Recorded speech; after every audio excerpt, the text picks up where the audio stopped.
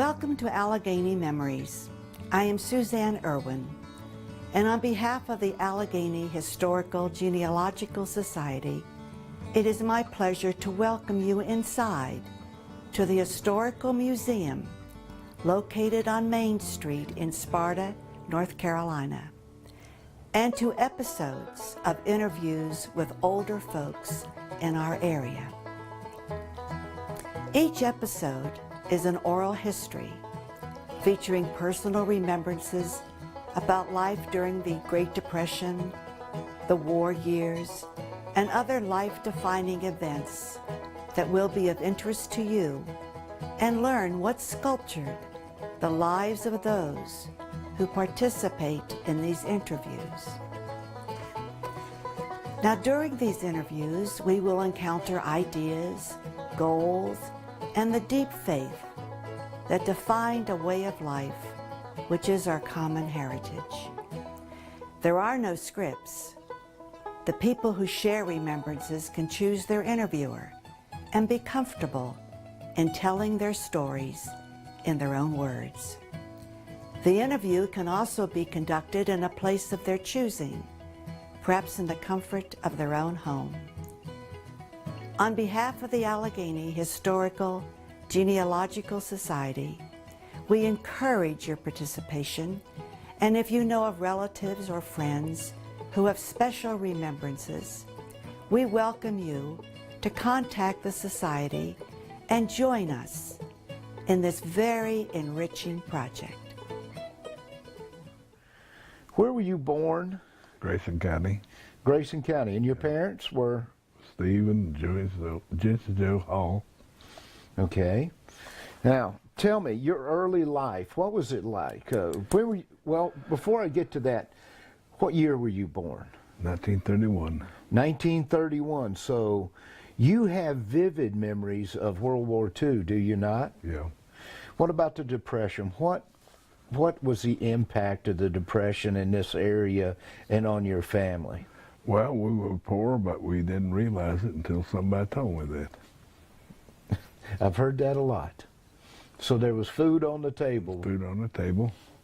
And your father was he a farmer? Well, my father worked away from West Virginia at construction work. Mm-hmm. I lived with my grandfather. He was crippled. Mm-hmm. And it was pretty rough. It sounds like it. But we knew, looked around and saw other people. Everybody else was poor. Right. So we knew no difference. Didn't Right. have television, didn't have radio, but 3 batteries. Okay. And usually one of them didn't work. Right. And we... Of course, no telephone back then. No telephone. And what was the radio program that you listened to the most? I can recall listening to Gene Autry.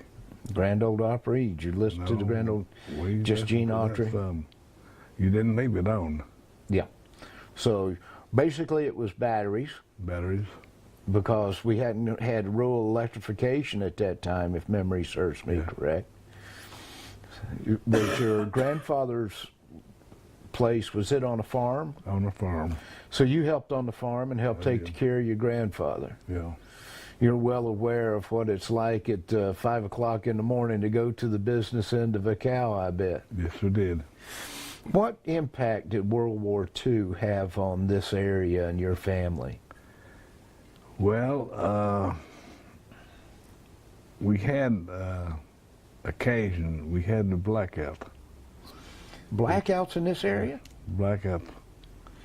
But, it was only from the coast that they had those, and we had them there. And we knew several boys that had gone to service that were killed. And some of them was brought back, some were not. Yeah. And it was a trying time. It was a unified effort, though. Wouldn't Yeah. you say that the country unified behind Yes, they were. as a nation? Yes, they were. And again, we had the Wednesday closing for Victory Garden. Okay, Victory Garden. With Well, that helped with the rationing. How did rationing affect you? our rationing, we didn't. It affected Dad. He sold his car. Sold the car Yeah. because it couldn't get fuel and tires. Yeah. I remember my grandparents speaking of that, and I remember seeing their last ration book that they got before rationing went away. And it's hard to believe the impact that you had. Sugar was rationed, if I remember. Yes, it was. So fuel, gas, tires, sugar, meat was Coffee. rationed. I'm sorry? Coffee. Coffee was rationed. So it was a very big impact on the way people lived. But you didn't buy much at the store. Mm-hmm. You had your own, raise your own food, Right. and had it was pretty rough. Right. Raising your own food, and I know whenever I was a young man, this type of weather, we knew it was going to get pretty close to hog killing time. So Yeah. you raised and slaughtered your own hogs, self-sufficient, self-sufficient. Where did you go to school? Well, I went to a two-room school, Bellevue, Mm-hmm. and then I went to Oak Hill. Oak Hill. Oak Hill, Oak Hill Academy? yes. Oak Hill Academy. It was academy at that time. Several students were from the depressed area of southwestern Virginia. Mm-hmm. They boarded school, but it was grade school, was county or state owned, and the rest was Baptist affiliated. Baptist affiliated. Now, after high school, when did you graduate from high school? 47. 1947. After high school, what did you do? Did you continue your education? No, I had, I attended 1 year in Grasser Creek, Okay. Virginia, Carolina, 12th grade. Virginia at that time only had 11 grades. Okay.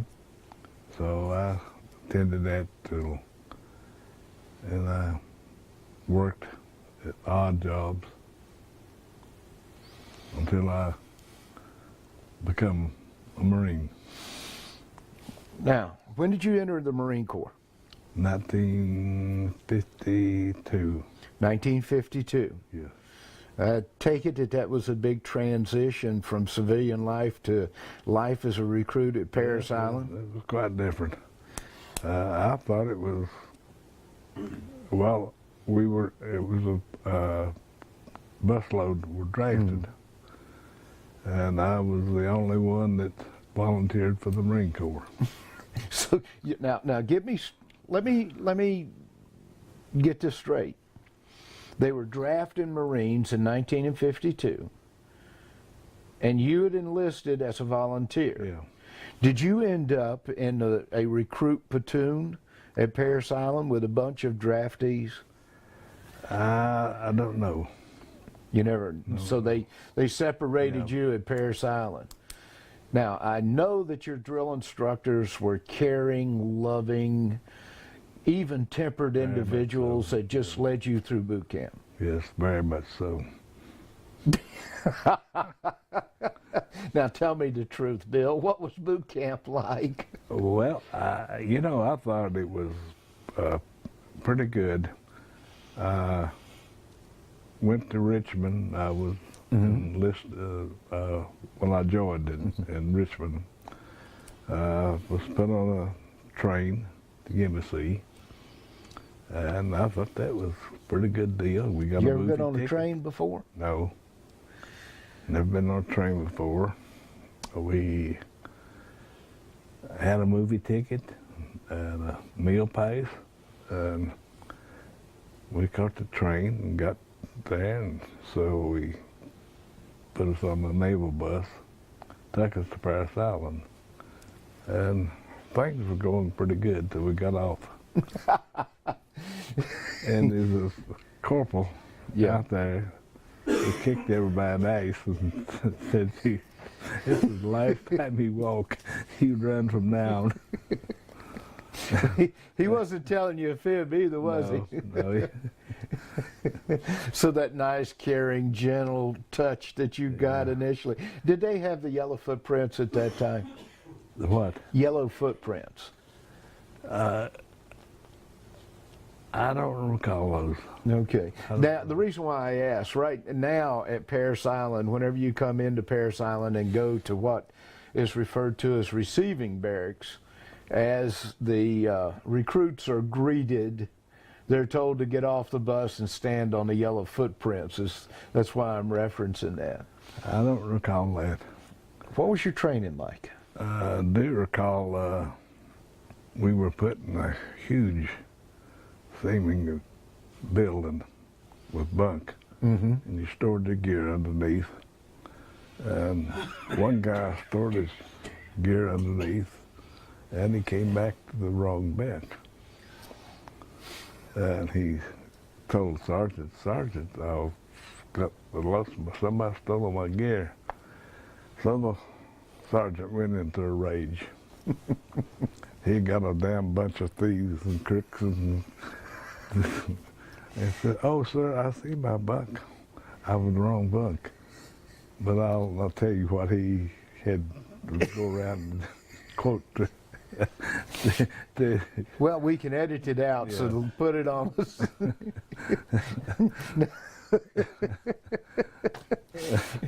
Only Marines could laugh without you telling us what happened. What did happen? Well, he went around, he had to go around everyone stood at attention.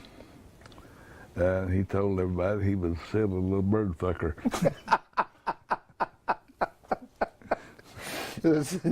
So that was your introduction to the drill instructor. Do you have any? So that attention, you was afraid of life, but you wanted to. Right. But we had some fun times. It sounds like it. Any other boot camp memories?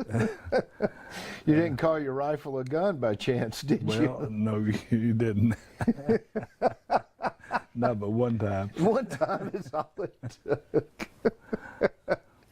Oh, me. I thought I had a beard, and then I hadn't shaved very much. But I got to shave 3 times one morning. You did? Yeah. Any of them with water and shaving cream? He seemed like he could see my beard. I didn't think he was, but I shaved 3 times. Okay. All right. Any other boot camp experiences? Oh, there's a lot of them. We got to attend theater. Mm-hmm. It was outdoor theater. It had some benches that were made out of wood. Yep. And it was pouring rain. But you got to see a film. Yeah, I wanted to see a movie. So we sat there through cold rain in February Oh, my goodness. and watched the movie. But one time we got guard duty at the movie, and I sneaked around and ate candy. Too much. I got sick. But we got through. After boot camp, what was your military occupational specialty, what we refer to as MOS? I was assigned to Paris, to Cherry Point, Okay. and I was assigned Marine MOS number 7211, Okay. which was we helicopter squadron. We took care of the safety equipment they had. Okay. So, were you a safety equipment specialist or helicopter mechanic? No, it was actually as fabric fabricator as the MOS number, but it took care of the your life jackets and. Okay. Did you work on parachutes? We was parachute rigger, but we didn't carry parachutes. Well, that's true, because helicopter pilots never get high enough for a chute to open anyway. Yeah, but as a parachute rigger, did you get to jump? no. You never got to jump. My next, if I had stayed in, was to go to Lakehurst, New Jersey, and pack a chute and jump. Now, where did you go from Cherry Point, or do you have any experiences you'd like to share with us from Cherry Point? Well, I was aboard ship 4 times. 4 cruises. Coolagaf ship was 2 times, and I don't recall the name of the others. Cabot was one, Okay. and we went to up and down the coast to Labrador. Was in Labrador a while. So that would have been around 1953 time frame, 52, 53. Did you get to Korea? No. Never got to Korea. Now, if memory serves me correct, the helicopters that the Marine Corps were using back then, were you there for the Sikorsky CH-34? Yeah. Good airplane. Do you remember what they called the Sikorsky? Now, I had a California, I was in California training, and we went to a museum, and there was an old CH-34 helicopter mechanic there, and he called it the most expensive crematory on the face of the earth. Because if memory serves me correct, and as he related it to me, the airframe was magnesium, and you carried 130 gallons of 130 octane fuel in the belly of the bird. Yeah. And if it ever caught fire, they anticipated you would be cremated before you ever hit the ground. Now, did you fly as crew chief? No. You never worked I on, or okay? I was assigned office duty. I was a mail clerk.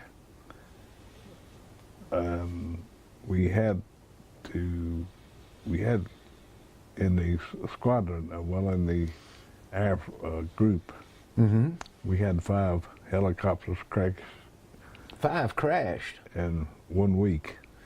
in a week. And you had paperwork. Oh Lord, yes. Got to do the accident Paperwork. investigation. Did you lose crews whenever they crashed? Yeah. Well, that was in the early part of helicopter aviation. Yeah. And just to let our audience know, helicopters are known as 1 million parts, all of which are critical to flight, flying in close formation, each one of which was purchased under government contract and manufactured by the lowest bidder. So, helicopters, I used to swear that any helicopter pilot got nosebleed above 3,000 feet. They are not going to get very far from the ground, are they? Not too far. They want to get on the ground when something goes wrong. Now, after your time on active duty in the Marine Corps, whenever you were released from Marine Corps, what happened then? Well, I was assigned to a unit in Illinois, I believe. I had made corporal. I passed my sergeant test, and I received a sergeant stripes Okay. with the unit, but I was inactive, All right. and I was in it for 6 years As a reservist. as a reserve. And then at the time I was read my discharge, it was corporal. Okay. rank went back to your original rank. And I got out and went to work with Lowe's. So you were one of the early Lowe's employees. How many stores did they have whenever you started with Lowe's? 4. 4. Which store was your first store? Sparta. What was Sparta like whenever you came to Sparta? Well, Sparta was a boom town. Really? It was pretty much a boom town. It had department stores, smithies, and everything. But it was a little town, and it was quite a deal going to work for Lowe's. Yeah, I can imagine. Well, you watched the company grow over those years too. Yeah. Sparta store was the first expansion of Lowe's. So here you come in and you're out on at the ground floor. What was it like as an employee to watch Lowe's grow over those years? Oh, it was remarkable. It was remarkable. Any tales to tell? A few. Well, we're listening. Tell. We're ready. No, I don't have any. Now, Sparta in I believe you said 1956 is when you came to Sparta? 54. 54. So you came to Sparta in 1954. We had pipe factory. Was Haynes here yet? Yeah. It would have been Troutman at that time, but We had industry. We had several factories. People drove for miles to Sparta to work. Of course, it was dry back in, Yeah. but I bet you could get a drink. Well, occasionally. Clear? Well, mostly. Mostly. The bootleg influence in Sparta in 1954. It wasn't as bad as North Wilkesboro now, was it? Well, I don't think so because there's fewer people. You're ever the diplomat, aren't you, Bill? Hey. Your store-bought whiskey came from Whitfield, Right. and you often would buy enough to bring back when you were. When you made the trip, When you you made made sure it was worthwhile. Okay. That's, I remember, I've read the Alleghany News where the advertisement for a candidate running for sheriff is, "I will not let liquor in the county." Preachers were preaching against, and I remember whenever the vote for the ABC store was positive, you would have thought that the world had come to the end in Alleghany County. I understand there was some people that would drive through and not turn their head toward the whiskey store. Oh my goodness. Now the building boom, wasn't there a building boom in Alleghany County with the World War II returnees and Korean War returnees at that time? Well, you didn't have, when I first went to work at Lowe's, you didn't have many buildings. Probably 6 to 8 houses a year. Mm-hmm. 6 to 8. But it, of course, increased as it went along. Where did you go for Lowe's after Sparta? How long were you in Sparta? Well, I got the chance to go to West Virginia. The first store they opened in West Virginia. First store in West Virginia. I bet that was an experience. Well, it was. But I met a lot of good people Mm-hmm. in West Virginia. We went to a town in Oak Hill, West Virginia. And back then they bought out stores. Mm-hmm. And they bought out a lumber company.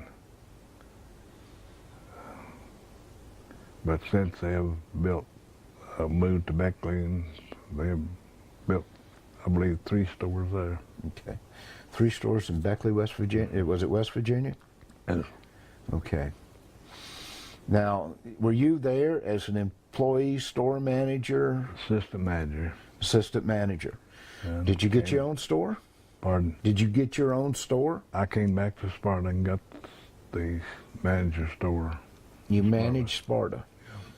Oh. How many years were you in Sparta in business? About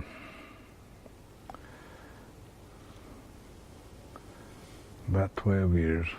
12 years. Mm-hmm. Who were some of your employees that you remember? Well, of course, Archie Hayes was. Who could forget Archie? You couldn't forget him. Archie coming through town at 7 o'clock in the morning in that old Willis car. Yeah. He drove that for years. That was his work car. Archie, who else? James Miller. Okay, remember James? Of course, James came on later in life. Mm-hmm. And Edsel Andrews was a short while. Okay. Edsel was quite a character. Oh, tell us more. Well, he liked to nip and roll. Okay. All right. Who else? Gerald Henderson was manager. Buddy Mathis. Mm-hmm. Both were fired. Okay. Buckham had a way of firing people. He would pull his Cadillac along on Main Street on Saturday, and he would call for one or the other to come over. Gerald went over, he didn't come back. Buddy went over, he didn't come back.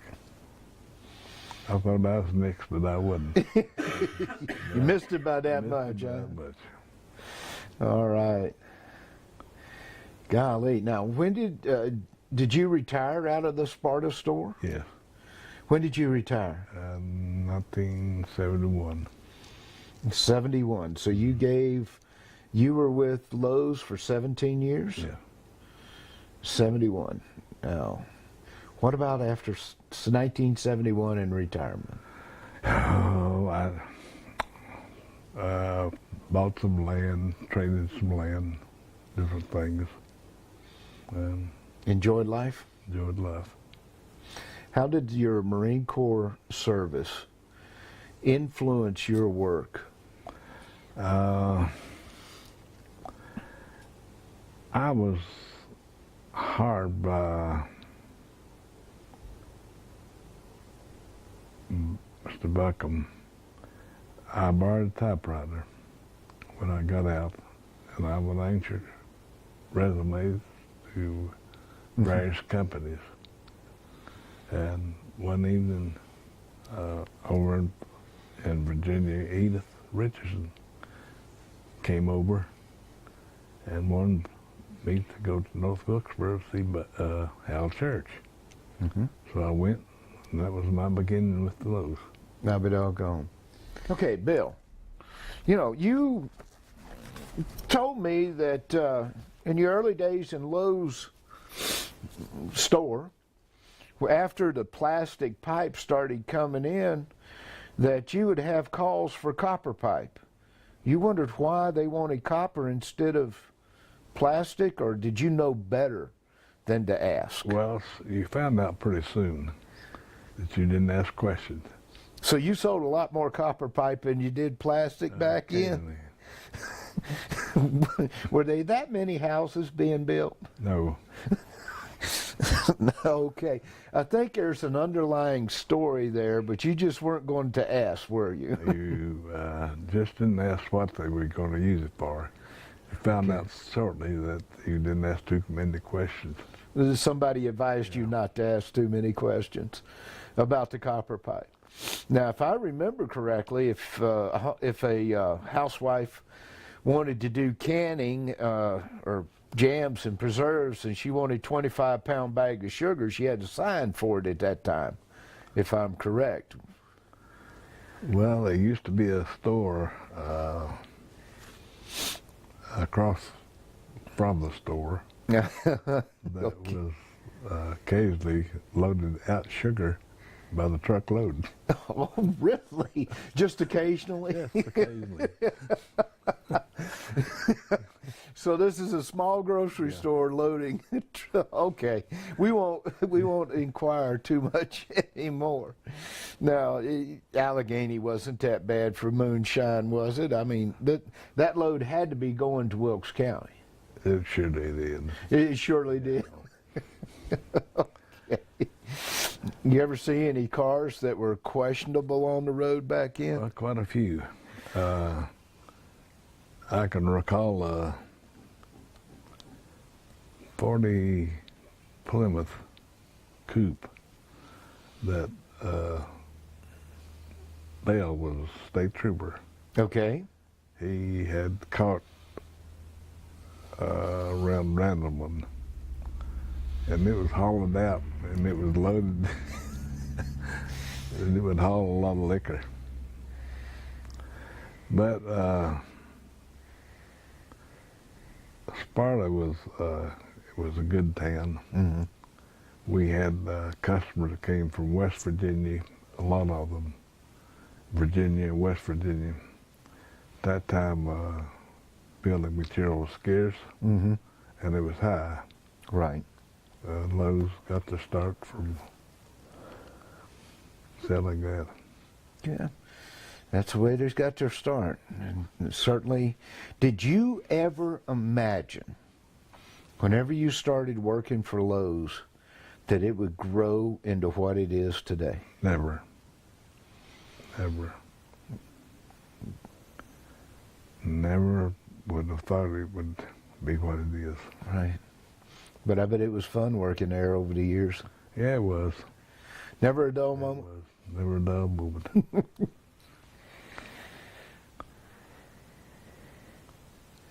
Any Lowe's stories you want to relate to us? No, I don't know of any. Other than the copper pipe. It's a, No, I can just see this right now. They tell you that you're not selling enough plastic pipe in Alleghany County. But you sure could move the copper. Oh, Lordy. What you learned in the Marine Corps, did it help you in your time with Lowe's? yes, I felt it helped me get the job. Buckham was, I understand, the captain in the Army, but he had respect for the Marine Corps. Good. And I thought he would. So Gave that me put the you job. across right Yeah. there.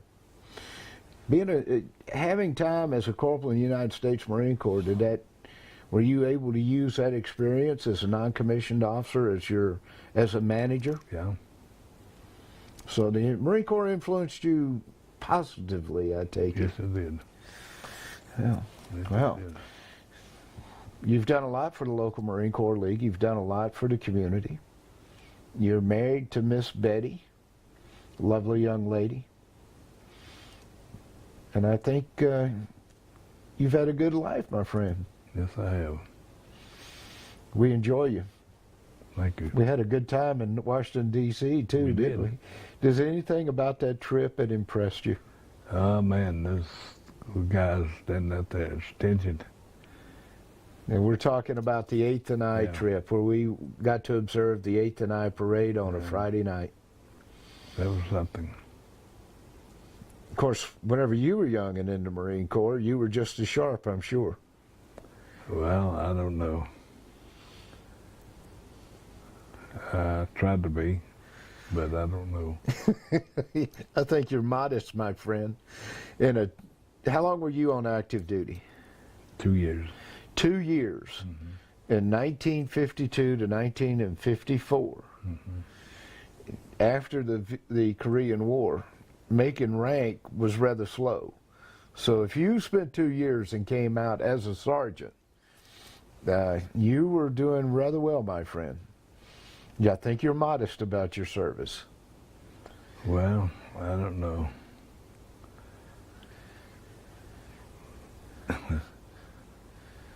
Had a fun time. Do you want to go there and tell us about some of that fun, or can we put it on tape? We better not. Well, thank you for your honesty, Bill, and also thank you for letting us in your house and sitting down and talking with us today. As I said, you're a big part of the Walter Frank Osborne Detachment. You do a lot of things. I've looked over many a day at a funeral, and you're there in your red coat. Thank you for your commitment. You're very welcome. And thank you for your service. Thank you. To the country and the Corps. Thank you.